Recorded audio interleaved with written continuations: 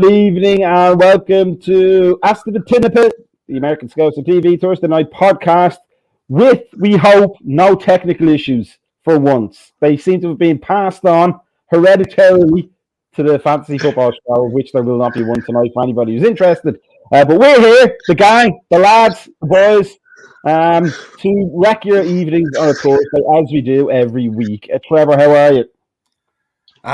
Yeah, like I said, happy to not be on the wrong side of technical difficulties this week. I'm doing pretty good. Ryan, we're joined by you again this week. How are things for you? Fantastic. So this week we're going to talk about. We'll take a slight detour away from Liverpool. We'll talk about the old codgers that we can't get rid of in English football. The as we said before, the herpes of football management. The likes of Sam Allardyce, Roy Hodgson, and even in the lower divisions, Neil Warnock. We'll also talk about the relegation scrap down there, which will lead us nicely into the Liverpool-Leicester game, which is a Monday game, which I will be off work for. See, things are looking up already, boys. We're doing well already. So let's talk about that. Hodgson walks into Palace. They seem to be doing well now. That's his stock and trade. Team's in trouble. Let's give Way a call. Sam Allardyce, apparently just as good as Pep Guardiola and Jurgen Klopp, and Jose Mourinho and Johan Cruyff and every other manager that ever succeeded anywhere, and Sam Allardyce. And then like the likes of Neil Warnock down there. Trevor, what is going on with English football? Do we see this anywhere else, or is it just the case of a nice, comfy pair of slippers that clubs can rely on when they're in the shit? Yeah, and this happens across all sports. There's always those few guys that you're going, how do they still have jobs? And those guys have, every time there is an opening, you know that they're just going to be discussed about it. This used to be the old Gus Hiddink meme. Like every time Chelsea would fire a manager, they'd be like, "All right, where's Gus? Just go get him. He'll be here for 3 months. He won't care, and then he'll leave at the end, and then we lather, rinse, repeat." Hodgson seems to be that guy for Crystal Palace, where you're never going to get anything just reinventing the wheel with Roy Hodgson, but the players seem to at least semi-respect him, and it usually gets him out of trouble, and then he goes away. Are we going to see him at like 87 in what, like 10 days down the line? No, like a couple years down, and he's just coming in and he's on like an oxygen tank, but he just kind of points at the field. They go do something. They finish 12th, and then we start again. Yeah, my thing for Hodgson is at least he's kind of he's like the anti-Big Sam. He's a guy that goes in. He's never really one to toot his own horn. He just kind of gets teams out of trouble and then just slowly old man saunters off while Big Sam is like, I am such a genius. No, dude, you have your guys kick it as far as they can, hope to knock one ball down, and then have either your striker or a number 10 kick the fucking ball as hard as they possibly can. There's no style to it. There's nothing. It is just right down Main Street, but in his head, he thinks that it's the path of least resistance, so that makes me a genius. No, it's like saying a guy that goes to his quarterback, "Oh, throw a touchdown. I'm a genius. Look at this revolutionary new play I made. I told the quarterback to throw it for a touchdown. I am great." That's Sam Allardyce coaching the NFL. That would be his strategy. He just comes in, you know what? Just throw it, and then that guy's going to catch it, and then we're going to score. And look at how much of just a mind above all else. Brian, we talk about Roy Hodgson not reinventing the wheel, but he's old enough that he quite possibly invented the wheel, or at least saw it being invented. Um, but there is something to be said for a level for every manager. We'll get to Sam Allardyce a second because he seems to believe there's a level just for Sam Allardyce. But as much as Roy Hodgson didn't work out for Liverpool and was quite dreadful for us in all aspects, from public relations to tactics to training, for that level of team, he's actually a safe bet, isn't he? He's a mid-table or a lower mid-table player's dream come true because he's going to depend on you. And he's going to come there, bring you up, and promote you and play you every 90 minutes that he can. To a full footballer, like the upper mid to upper table, he's a nightmare because his tactics are the same thing. That ball possession, drop back, don't go forward, just hold on to the ball. I mean, and don't no flash or no fame, no anything like there. I'm still waiting for Harry Redknapp to come back now. If we're going to go and start bringing all these other guys back. It's quite possible that Harry Redknapp can't come back because he'd have to start paying his taxes. Or maybe his dog is dead and he can't hide them anymore. But Trevor, like for me, because I paid close attention to Roy Hodgson before he was Liverpool manager, when back in the day when I was a young, hairy coach. And he does have some good things about him, which is he repeats and repeats and repeats and repeats and repeats the same few drills, as I think we heard Liverpool players like Daniel Agger complaining about at the time. But that kind of repetition is probably what you need when you're in the weeds in the bottom three and you need to get out of it quickly, isn't it?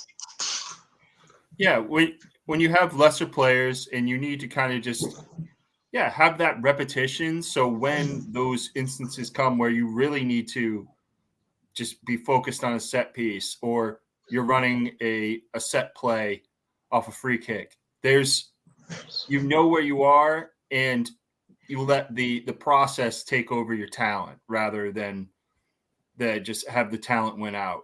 So, and when you're hammering that home with guys that play your entire starting 11 are full internationals, that's not something they want to hear. They feel it's just droning on and on. But if you have guys that are either trying to aspire to that level or just don't have that and need that just rewinding tape over and over again to kind of drill it into their head that when this happens, do this. When this happens, do this. And usually, at least this Palace team, they've had their moments where I think they shut off, but I think that's more just they're not that great of a team top to bottom. But they're not a team that really makes a ton of mistakes where they'll get beat in that fashion. They just get beat because a superior player or a superior team beats them. Brian, in terms of that kind of old codgeriness, there was a time when Sam Allardyce, although he never looked it, there was a time when he was young and he was actually quite an innovative coach. He was one of the first ones in English football to bring in actual sports scientists and to work with the fitness of the players and to monitor, blood lactate levels and all that kind of stuff. But as we always say about Roy Hodgson, the methods that transferred from Zucatel Namax or whatever they're called to the Basel, Inter Milan to Liverpool, they worked back in 1998, 2000, 2002, but that's 2 decades ago. The game has moved on a lot, hasn't it, at this point? Oh, absolutely. I mean, the days of Bolton ball right there, where you just basically just knock the shit out of somebody every time they come near you. I mean, that's basically what Sam Allardyce is still famous for doing. Right now the game has a lot more faster movement, a lot more finesse, and that whole the whole entire like second division type of football right there, where it's basically in your face, kick somebody out every 5 minutes, draw fouls, up the ball, and then go there, just kick the ball up the pitch right there, and hope for somebody to latch onto it. Those things are over. I mean, it's a totally different possession football game now. In terms of comparisons, so we have Leeds in trouble.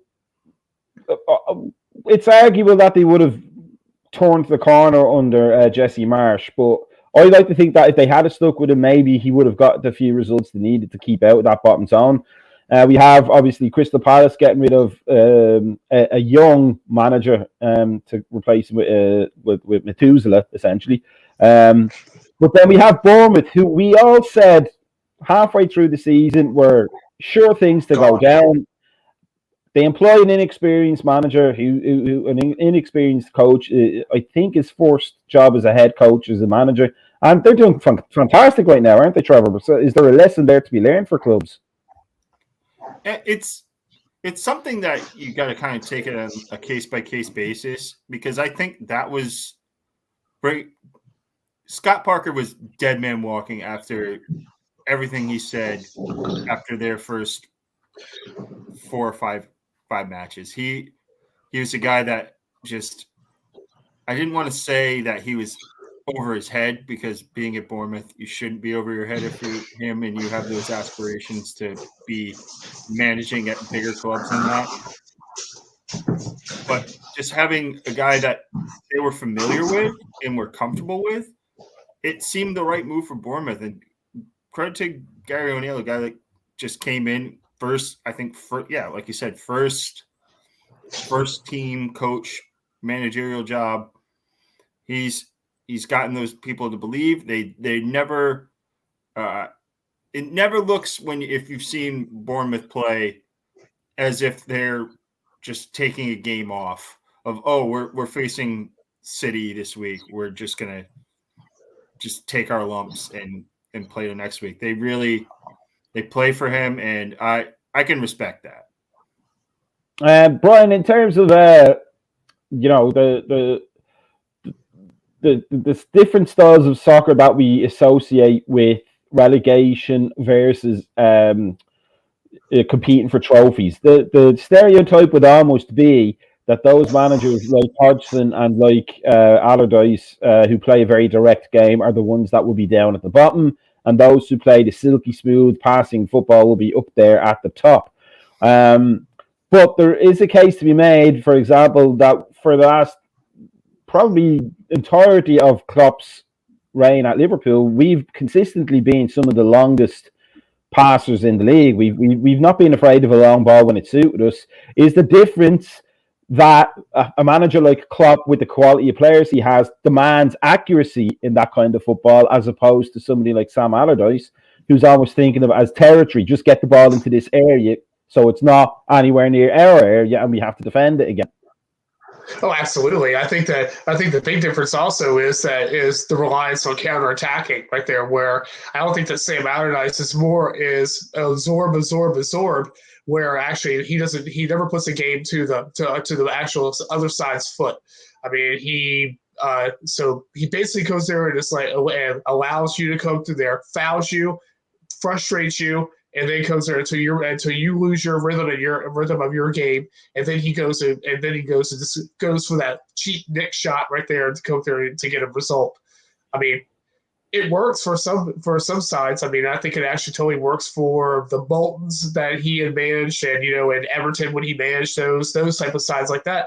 But I mean, for your Big Six, it doesn't work. I mean, because there's the demands right there for you to be in that Big Six. Sam Allardyce is never going to be in that Big Six. Trevor, to a lesser extent, there's obviously a lot more finesse to what he does. And we've talked about it before, but is it the case that, say, somebody like Thomas Frank, who does play an incredibly direct game, but also adds pressure and pressing to it, is it the case that there are coaches who have taken the ideas that the likes of Hodgson and Allardyce were famous for and then refined them to an extent that they are now considered good football? Is it a case that these managers are truly dinosaurs? They've never progressed, they've never evolved, and they're just waiting for the asteroid to come down and put them all out of their misery?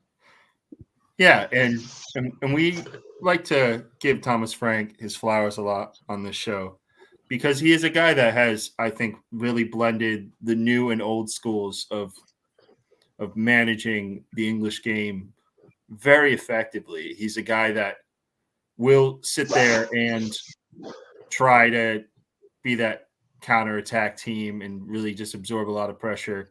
But he does also kind of have that switch he can flip where he kind of just sixes forwards on people and just makes their life a living hell that way. And he never really picks the wrong time to have those philosophies go into effect. He's even when Brentford get beat bad, it goes back to something where they were either just carved up or some guy slipped or something. It's never they were super out of position or they were super undisciplined. It was kind of almost like a freak error or the other guy did something just above everything else that they could have prepared for. And then go ahead.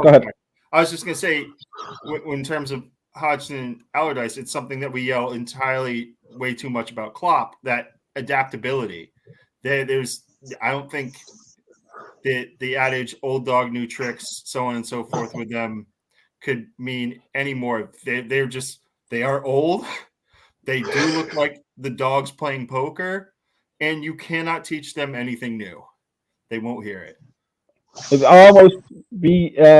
It would be almost correct to say that the rest of the league plays in Technicolor, and Hodgson and Allardyce are still playing in black and white.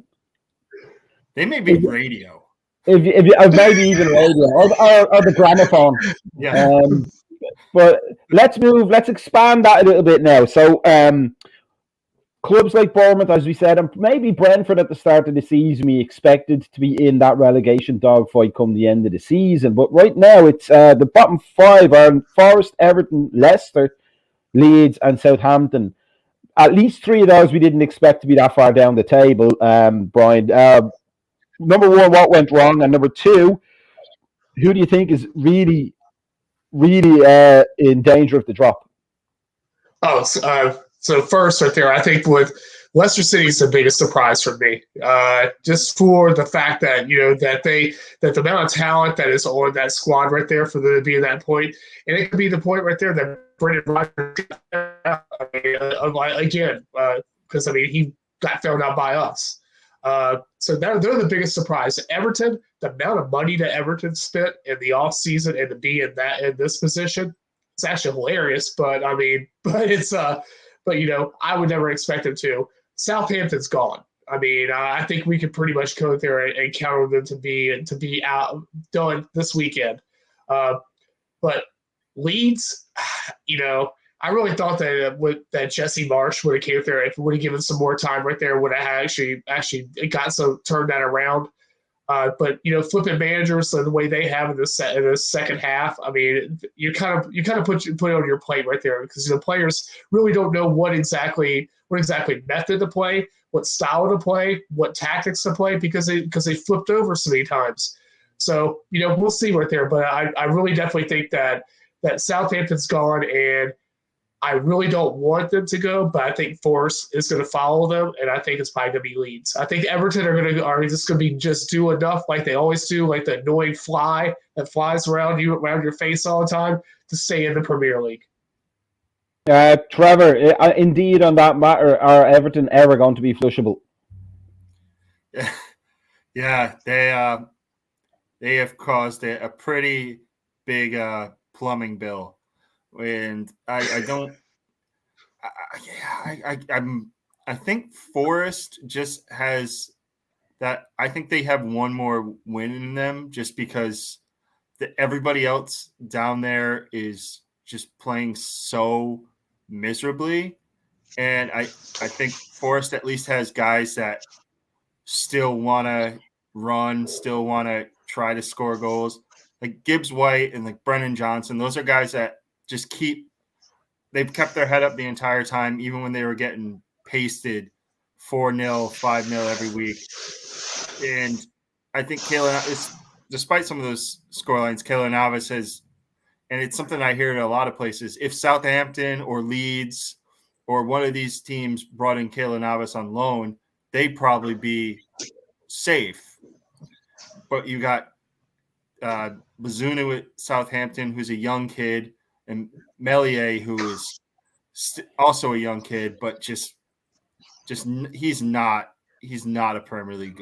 He's barely a championship goalkeeper. He's for every amazing save he makes, he lets in 4 absolute dog shit goals. So he's a guy that I think has really hurt Leeds just as much as their defense has. And I think in the end, it's probably going to be. I think it's definitely going to be Leeds and I think I agree with Brian that Southampton's just dead in the water. Leeds probably going to go down, and I'm going to, as much as it sounds weird, but it's not really anymore, because I think there's going to be a huge fire sale at Leicester. They're going to lose pretty much every single person in their starting 11 if they go down, and they could potentially be just the next Sunderland, the team that just plummets 2 or 3 divisions in 2 or 3 years and then takes forever to get back up. On that note, Brian, has been a running joke on the Thursday Night podcast, particularly pertaining to me, about Brendan Rodgers. Yeah. But for seriousness' sake, a coach I actually like. Maybe it didn't work out so well at Liverpool, but he clearly showed he can make a team get to a certain place. Whether he can sustain that or not is a different matter. But he got Leicester 2 fifth-place finishes and their only FA Cup in their history. And within months of the following season, after the second fifth place, the fans were booing him and wanted him out. And it's Leicester. It's not Arsenal, Chelsea, Liverpool, City, United. Clubs with resources where you expect a lot. It's Leicester City who think that 5,000 to 1 league win, as great as it was, puts them at the table. For me, the little bit of schadenfreude is that I do hope they go down for that alone, but 2 fifth-place finishes and no investment in the team at that point. They instead invested in a multi-million dollar training complex that they probably didn't need. Are there chickens coming home to roost in that sense? Or was it a case of bad management from Rodgers? Probably a little bit of both right there. But I mean, honestly, right there, you have to invest in this era of football. You have to invest in your training facilities. I mean, even with the amount of talent they still have there, I mean, James Maddison and Harvey Barnes alone right there. I mean, yeah, your forwards are aging a little bit, but you still had enough talent to keep yourself at mid-table. I mean, at least at mid-table, this drop is monumental of a drop for them. I mean, I don't know how. So that has to actually go back onto Brendan Rodgers. I mean, with the coaching of the side, I mean, your tactics get stale, your tactics get old. I mean, and then this is what you get. The players stop responding, and now where you're at. Trevor, for that Leicester team, because it nicely dovetails into the next part of what we'll talk about later, but Maddison is a player I would personally like to see at Liverpool. Harvey Barnes, I don't think is consistent enough. And they have Dewsbury Hall, who looks handy, maybe somebody to look at, keep an eye on over the next few years. But the defence was decrepit at one point, with Johnny Evans being their best defender when he could actually manage to get on the field and not port himself in the warm-up. And they had an aging goalkeeper who never came off his line. It was that was true black and white old school goalkeeper there from Kasper Schmeichel. But as much as we say there are talented players there, are there enough to have kept them up this season? And I feel remiss that I ran down Southampton and Leeds' goalkeepers and did not bring up the absolute Viking funeral that is Leicester City's goalkeeping duo. Danny Ward and Everson have just been horrible. And I don't even think horrible really illustrates how bad that duo has been. Anytime kind of with hockey, when you have a goalie that's in a slump, you just immediately put the other guy in, and it usually gives you a bounce. Every time Leicester made a goalkeeper switch this year, they got worse. They would, whether it be going back to Ward or going to Everson, anytime they made a switch, they got absolutely pumped, and it was horrible each time. I don't know personally. I'm not a big Leicester guy in terms of the inner workings of how they communicate with the center backs and stuff, but it never seemed as if every time a goal went in, they weren't even mad at each other. They were just collectively confused. It was just, okay, so there's that thing back there that they're shooting into. Okay, next time I'll get it. I'll remember that it's there, and I'll make sure I don't let the ball go in it. And then 4 minutes later, they get scored on again, and it's just amnesia of, yeah, I thought I forgot something. The goal. Yeah, all right. No, next time we're going to do this. It's going to be a great time. Yeah, Leicester's a team. I don't think it's all down to coaching or anything. I think they just had a couple players have really down years, and they had a lot of injuries at inopportune times. And if your goalies can't make saves in any way, shape, or form, and you can't bring in a guy to stop the bleeding, then you're going to lose a lot. Brian, on the other end of the field, Trevor talks about injuries, and Leicester did have a lot of periods where they were losing key players altogether in clubs, kind of like what we had at the start of the season. We were never able to get, just 1 week spot on the team. We were creating a good few at the same time. How damaging was it that Vardy couldn't stay fit, number one, or that he's getting older, and at some point, even great strikers will lose their ability to score goals? Because as Trevor says, if you can't keep them out at one end, you can't get a guy in there, then at least try and score one more than the opposition at the other end. But they weren't able to do that either this season, were they? How many more years can you depend on Vardy, though? I mean, come on.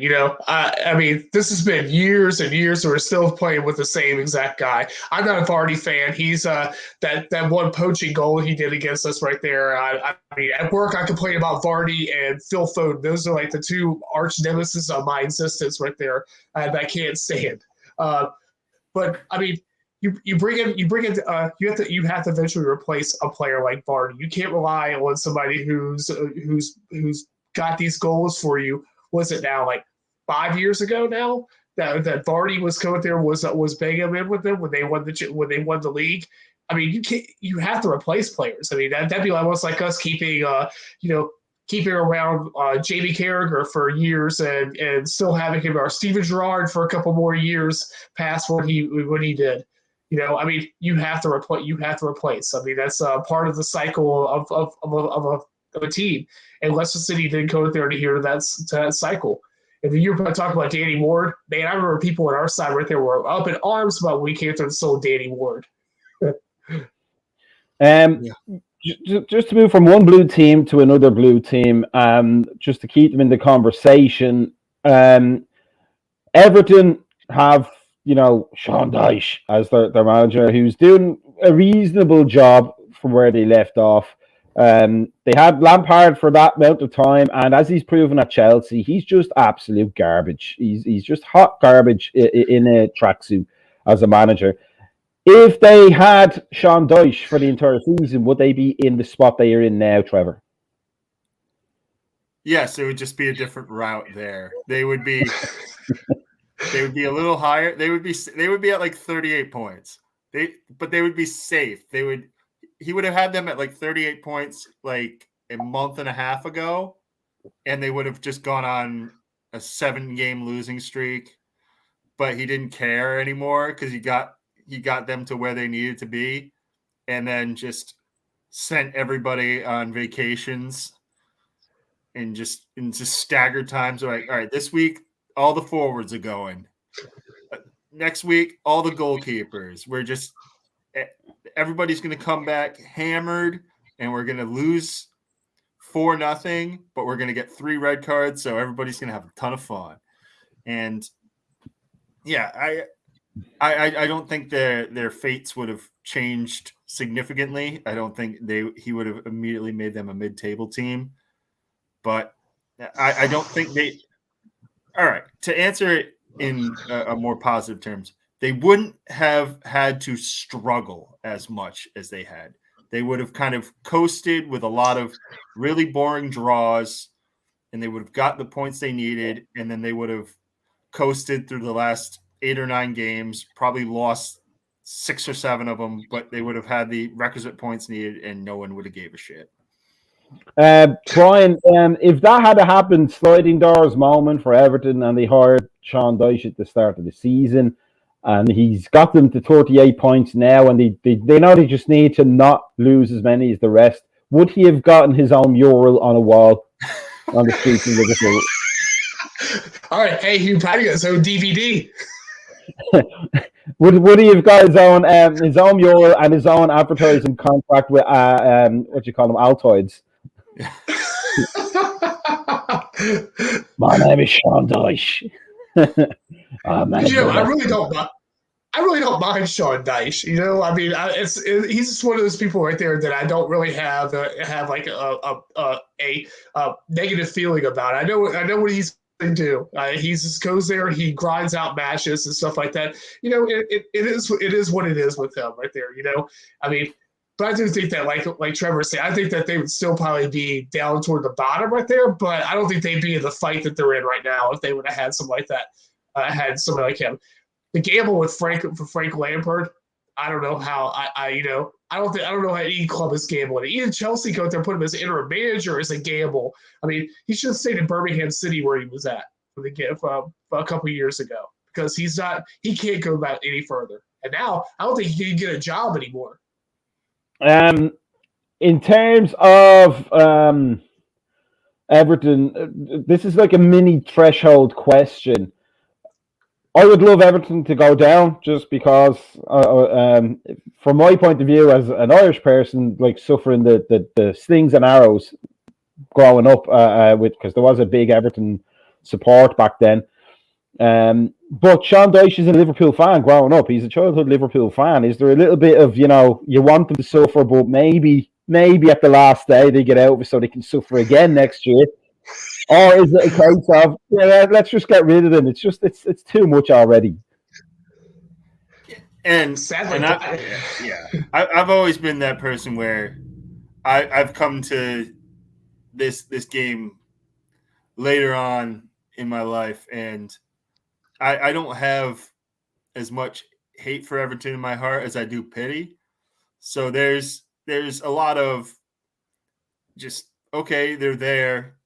It's great to get up for the Merseyside derby, but I just they're that like annoying stepbrother. They're like not even related to. They're over there. You have to remember their name, but you don't have to acknowledge their existence. So you could almost say, Brian, they're the blue-headed stepchild. Yeah. Yeah, I really wish they would go there and have their Merseyside derby would have been with Blackpool instead of with us. That would have been great. So let's move on to Liverpool for the remainder of the night. We play Leicester. Dean Smith parachuted in to do an astoundingly mediocre job so far. I think 1 win out of 5 is his record. We could probably put the screws on them and almost confirm their relegation on Monday. But do they have the potential to sneak up on us and give us a result we don't want, Trevor? Or should things go the way they should look on paper? If we were having this conversation a month ago, I would have said this is bang on guarantee Leicester 1-0 win. That was the way the season was. That every time they'd go out and they'd have a famous win, or they'd go and absolutely crush a team they were supposed to crush, the next week there would be a huge letdown. That there would be no cohesion at all, and a team that needed 3 points would get it. But I think at this stage of the game now, with the way Liverpool's playing, I don't think Leicester stands much of a chance, especially as the last game of the weekend. They're gonna see how everybody else did. There's gonna be a lot of pressure on them to go out there and not go for a draw, to go to win, because they're gonna have to get 3 points to get out of where they're at. And I just don't think that combination of needing to win and, as I mentioned, that whoever they're going to put between the sticks, I can almost guarantee is going to give up 3 goals. They gave up 5 to an Alexander Mitrovic-less Fulham. That if we can't get 3, I'm not going to be upset, but I'm going to be genuinely shocked. Brian, it's a home game for Leicester. They haven't had a great home record. In fact, I believe their away record might be slightly better than their home record. It's almost like being away from the. I think we've seen that before. Being away from your own fans. Yeah. But playing in front of their home fans, they're horrible. Do you think, Brian? Do you think that we will line up the way we've seen in the past few weeks, or will we see Nunes come in and start? Will Tsimikas get his go? Like, will Klopp approach this game? He never approaches any game that I've seen in the entire 7 odd years, whatever, that he's been here, where he looks like he wants to take it easy, apart from perhaps the League Cup games, but everybody does that for decades. But do you think he's going to look at that and go, this might be a game to give X player a few minutes? This might be a game to maybe get Kelleher in goal for, like a little bit of a thank you or whatever? Or are we just going to go hell for leather, put them to the sword and say, thanks, Leicester, see you next decade? You have to put them to the sword. There is no mercy right now. We have to win completely out right there. I don't think that you're going to see Nunez on actually start at. I really think that you're going to see Gapco in that middle, where he's been playing at right there, or either Jota, and you're going to see Diaz, and you're going to see Mo up front. And I still think that you're going to have Trent play with this inverted fullback position. I think that we're going to go for it.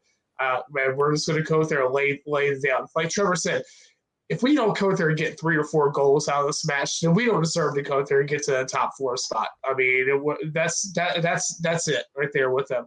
I mean, we should go there and make sure that Leicester City, this is them and Southampton this is their last week in survival. My wife, for her attempts to become involved in the things that I like in terms of soccer, she decided, because Leicester were the underdogs in 2016, that she's a Leicester fan. So subsequently, I've seen a lot of the games this season. Their midfield is atrocious. If we talk about the gaps in our midfield this season, but ours were more enforced. Theirs are just atrocious. Maddison is I think he's a great little player. I'd love to see him at Liverpool, but he's not. He's a luxury player. You need some sort of steel behind them, and they don't have any. They have a midfield defense, like a defensive midfield made out of soft caramel. Is it possible that we will see the very, very, very best of this new Trent role in this game on Monday, because he will have the freedom of the park to be the very, very best of Trent Alexander-Arnold? Yeah, and to make matters worse, that midfield has left a lot of those guys behind them very despondent. Like, Soyuncu is a guy that a lot of people thought was going to just be that kind of like that pipeline of guys. When Harry Maguire got sold, like, all right, Soyuncu's in now and he'll get sold in a couple of years. But then when Ndidi started to get hurt all the time, and there was just no cohesion in that midfield, especially, like you said, especially defensively, they can't stop anybody. Teams just do like 10-foot triangles in the middle of them sometimes, and just kind of sit there and go, all right, they're not going to do anything, so let's just kind of have a little kickabout in the park in the middle of the field, and eventually one of them will be out of position and we'll just pass it forward and we'll score. I don't think there's going to be anything in terms of midfield resistance. And Yeah, I'm back with Brian. Like, if we don't get 4, I don't think we deserve top 4. I think this is a game where you really need to just put Leicester on the guillotine and just really end them. Mortal Kombat, finish him. Just don't take your foot off the gas. That I can throw out 9 more. Don't stop. Kill him. Don't stop. He's already dead. Kill him. Finish the game. Do we want to do Tron? Do we want to do Rocky? Do we want to do Bloodsport? I can run through them all. Just end them. Just score in the first 5 minutes and don't stop until you see the sideline trying to like throw the white towel in, and yeah, get all that shit. Brian, if we talk about Leicester's deficiencies at midfield and then as a consequence their deficiencies at the back, it'd be nice to see Trent get those long range passes in behind, but who's going to benefit more? Will it be Salah or will it be Gakpo? Or Diaz? Either Diaz or Gakpo, I think, because Trent's been doing these diagonal passes throughout the past couple of weeks right there, and I think it's more or less where most coaches are making the runs right there and actually going back into cutting back in. But I think it's benefit more going over to the other side of the pitch right there, where so it's drawn right there, which leaves Robertson to actually stay back a little bit more before he makes those runs. So I really think that the left side is actually going to be the side that's actually to get advantage of Trent's passes. Trevor, are we going to? I mean, let's assume that they play Vardy because Dean Smith seems to be going for that. Like the old hands, like the experienced players, rather than Iheanacho, who's I've always thought was a dreadful forward, and Daka, who just he has a lot of pace and not much else. So let's assume Vardy starts up front. Is this going to be a nice, handy game for Van Dijk following him, or given their latter-day decrepitness from both of them, or will Vardy cause us some problems? Jamie Vardy's always been that guy that gets up for big games, even at his advanced age. I think he's a guy that, if given the proper service, can make any team pay on any day, and especially Virgil, a guy who's clearly fallen a gear or anything in that sense. There's just those one moments where if Madison gets the ball and gets the time to look up, there could be problems. My thing is, I don't think that we've talked about this, for all of the woes our midfield has had this year, like you said, theirs has been exponentially worse. And I think we'll do enough to keep the ball out of Madison's hands in decent positions. So if there is going to be a connection between the two, it's going to take some type of world-beating effort. And, okay, if they get one, I'd be perfectly fine with that. But we got to go get 4. That's the end game for me. If it ends up being one of those 4-3s, kind of bit of a mess on that front, I'd be fine as long as we got the 4. You got to take advantage of how sloppy and just how dejected everybody from behind Madison all the way back to the goalkeeper. None of those people feel that they're going to be at Leicester next year or in the Premier League. So just take advantage of their dejection. Brian, Alan asked this question to Trevor, but I'm going to ask it to you. When and who will score the first Liverpool goal this Monday? Mo in the 10th minute. Trevor, who do you think will score the first goal and when? All right, I think it's gonna be Diaz, and we'll go lucky number 21, 21st minute. All right, so I'll name my colours to that, Master, and I'm going to go Gakpo in the 2nd minute. That's how bad I think Leicester's midfield and defence is. I think we can catch them instantly, and probably with a warning shot beforehand. So quick one before we go to the threshold question for this week. Brian, score prediction overall? 4-1, us. Trevor? Shit. All right, so that's mine. I'll go 5-1 then. I gotta go up. I can't go down. I've always gone down on it, so I gotta go up. So I'm going 5-1. I got to slightly buck the trend. I don't think they'll score against us at all, so I'll go for. There'll be one team this season that doesn't get a chance to score against us, but it'll be 5-0 to the good guys. So that's what we'll see how that works out. But at least a resounding, confident prediction of a win and a good win from all three of us this week. So obviously we're gonna lose. The threshold question for this week. It's not a jokey one. It's not one of the abstract ones that I love so much. It's a sliding doors one. Whose history at Liverpool would you rather lose, Brian? Bill Shankly's or Bob Paisley's? Ooh. And that's one for the viewers as well to watch if they want to comment on that. If you had to wipe one manager's existence, but everything else stays the same, who would we lose, Bill Shankly or Bob Paisley? That's so hard because obviously Bill Paisley had the silverware that he had, but it wouldn't have existed without the boot room right there with Shankly. Man, honestly, I'd probably have to say Paisley, even though we had on silverware. I don't think the machine would have actually started without Shankly coming there, starting that, putting the fire in the furnace and starting what our persona is as a Liverpool. Oh man, come on! Don't steal my house analogy. I was gonna say you have to go with the guy that built the foundation before you got the guy that put up the gates. You haven't seen the houses that are built around my way recently, Trevor. I'll go Paisley as well, but only because Bill Shankly was funny as hell. If you look back at his interviews, he was absolutely hilarious. So if the soccer thing didn't work out for him at Liverpool, he could have made stand-up comedian easily. And then he still would have been able to watch him. That's the great thing about it. But really, it's an impossible question. It's the wisdom of Solomon question, really, isn't it?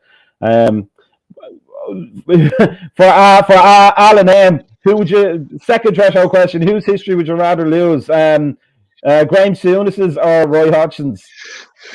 Woo! Souness's. That's a surprise answer. I think Souness destroyed us and set us back so many years, a lot more years than Roy did. Trevor, what do you think? Trevor's either stoned or frozen. I think it could be either one by the look in his face there. So I will answer. Oh, he's gone. There we go.